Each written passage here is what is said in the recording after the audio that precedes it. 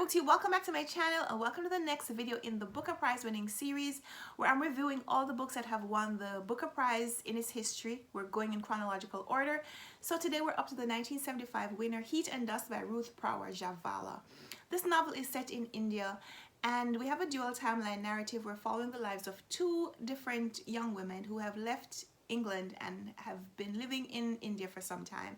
The first timeline is set in 1923 and it follows the life of Olivia, who's married to Douglas, and together they've been deployed by the British government to serve as civil servants in India.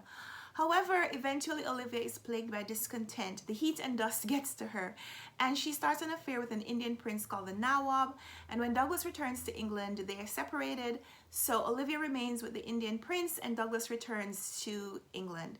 Eventually Douglas remarries and it is his granddaughter who journeys to India some decades later, fascinated by the letters that were written by her step-grandmother. And this unnamed young narrator, she's fascinated by Olivia, by her step-grandmother's life and the trysts that she had and recorded in letters that she wrote to her friend who was living overseas.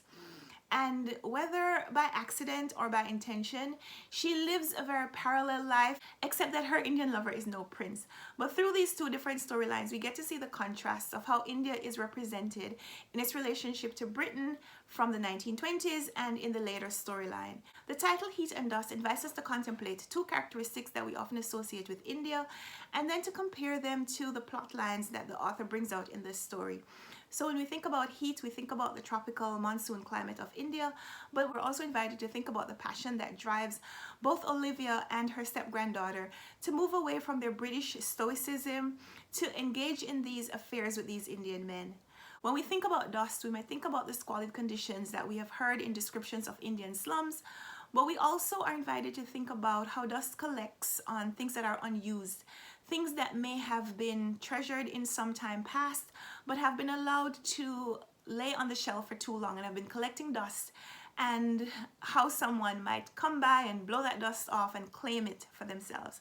And so through these two women's love lives, we're really looking at the fall of the British Empire over the decades and what remains of British rule in India some decades later.